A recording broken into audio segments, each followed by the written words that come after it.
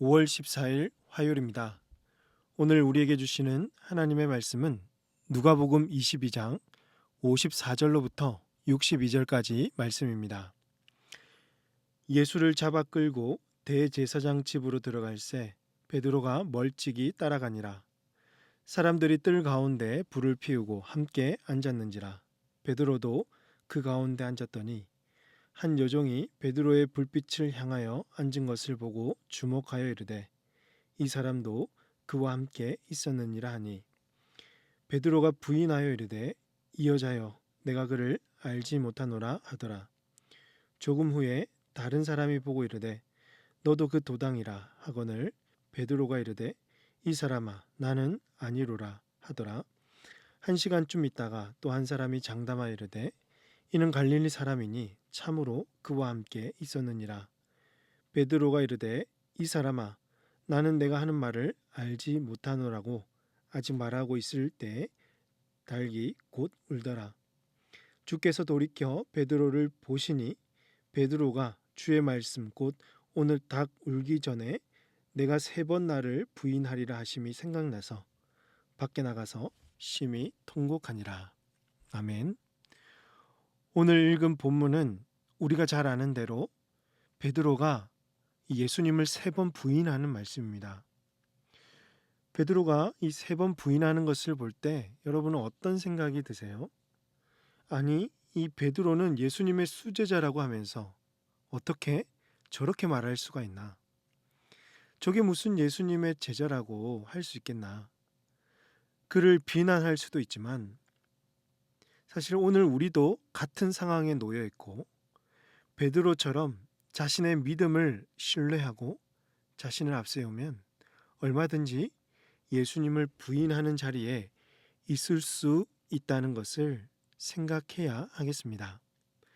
베드로가 예수님께 얼마나 큰 소리를 쳤습니까? 다른 제자들은 다 도망가도 나는 그렇지 않겠다고.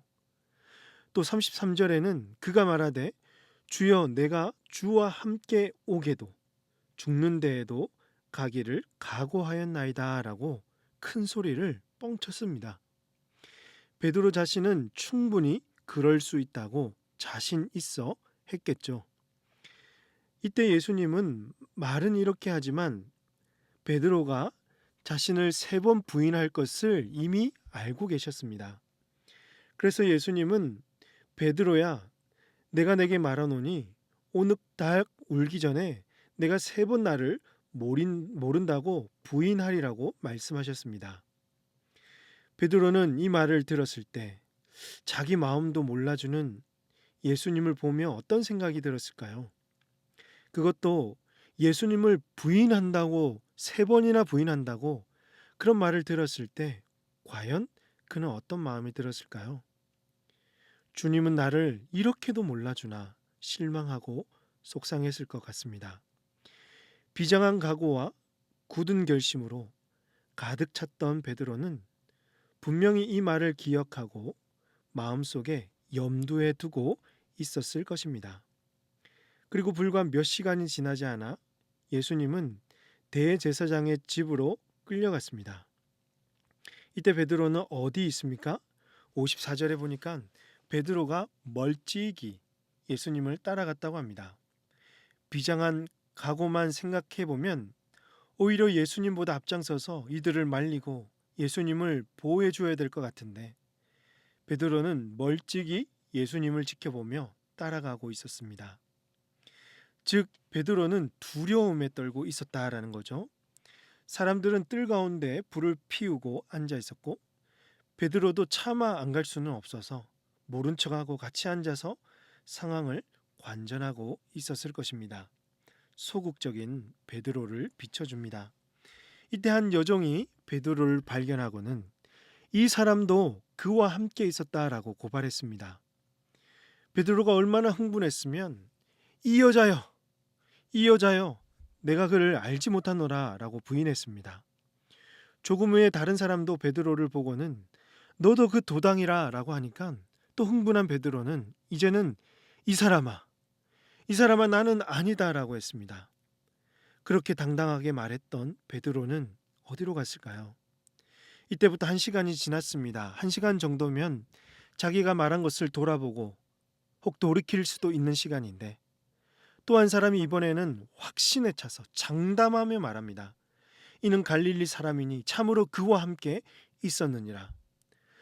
그가 확신에 차서 말한 만큼 베드로는 더욱 흥분해서 이 사람아, 나는 내가 하는 말을 알지 못한다고 펄펄 뛰었을 것으로 보입니다. 이 순간에 달기 울었습니다. 달기 우는 순간 61절 보시면 주께서 돌이켜 베드로를 보셨다라고 하죠. 베드로가 주님과의 눈빛이 마주치면서 그 순간 주의 말씀, 곧 오늘 닭 울기 전에 내가 3번 나를 부인하리라 하신 그 말씀이 생각나서 예수님이 몇 시간 전에 하셨던 그 말씀이 머릿속에 생각나서 어떻게 했습니까? 밖으로 나가서 심히 통곡하며 울었다라고 합니다. 이때 예수님의 시선은 내가 말했지 않느냐? 내 그럴 줄 알았다. 이런 원망의 눈초리가 아닙니다. 예수님은 베드로가 시험 들지 않도록 기도해 오셨죠. 그만큼 그의 연약함을 아셨고, 지금 두 분이 눈이 마주쳤을 때 그 시선은 회개하고 그의 마음을 돌이키기 원하시는 긍휼의 시선이었습니다. 이를 본 베드로는 예수님을 부인했던 자신의 모습을 아주 비참히 여기며 울며 통곡했습니다. 그는 큰 수치심과 죄책감에 사로잡혔고 그 순간 주님 앞에 울며 회개할 수밖에 없었던 것입니다.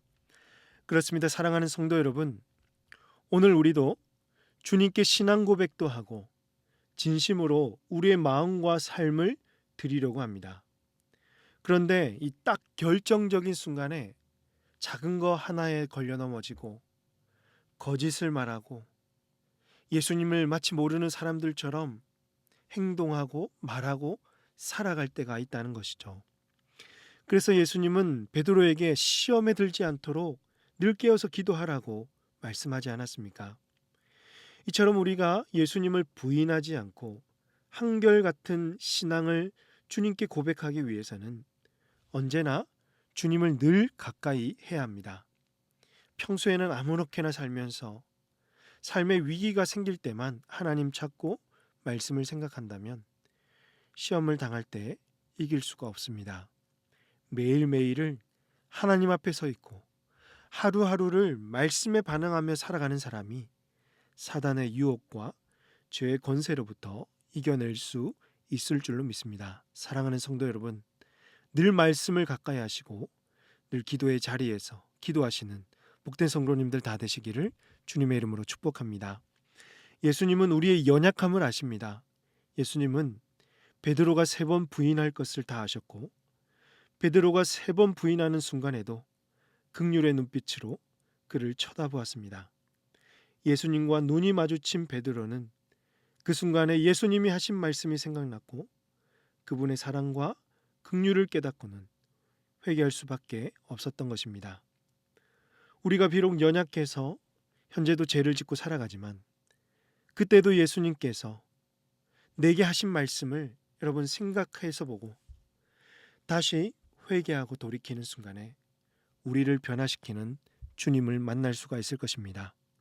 이처럼 날마다 우리에게 회복의 은혜와 변화와 성숙의 은혜가 있으시기를 주님의 이름으로 축복합니다. 기도하겠습니다.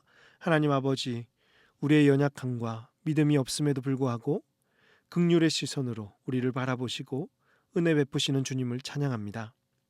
예수님을 부인하는 일이 없도록 매일매일 하루하루를 말씀과 기도로 단련되게 하시고 사단의 유혹과 죄의 권세로부터 이길 수 있는 성령 충만함을 더하여 주시옵소서. 틈틈이 우리의 죄를 발견할 때마다 주님께 회개하게 하시고 주님의 말씀을 생각하며 변화와 성숙이 있게 하여 주시옵소서. 이 모든 말씀 우리 구주 예수님의 이름으로 기도하옵나이다. 아멘. 오늘 말씀을 기억하시며 기도하시고 주간 기도 제목을 따라서 환우와 또 섬김 사역을 위해서 기도하겠습니다. 여러 가지 육체적인 질병과 믿음의 연약함으로 고통받고 있는 환우들을 위해서 속히 치유와 회복을 이루시도록 우리 교회가 이 지역과 이웃을 잘 섬기는 선한 이웃이 되게 하시고 세상에 소망을 전하는 교회가 될 수 있도록, 특별히 임직 선거 기간 동안 온 교회가 성령으로 충만하여서 사단이 틈타지 못하도록 목자의 심정으로 성도를 섬기고 종의 자세로 교회를 섬길 직분자들이 잘 세워질 수 있도록 선거 기간이 훈련과 성숙의 기회가 되고 우리 교회의 복이 되며 감사와 기쁨의 시간이 될 수 있도록 이 시간 우리 합심해서 기도하도록 하겠습니다. 기도하십니다.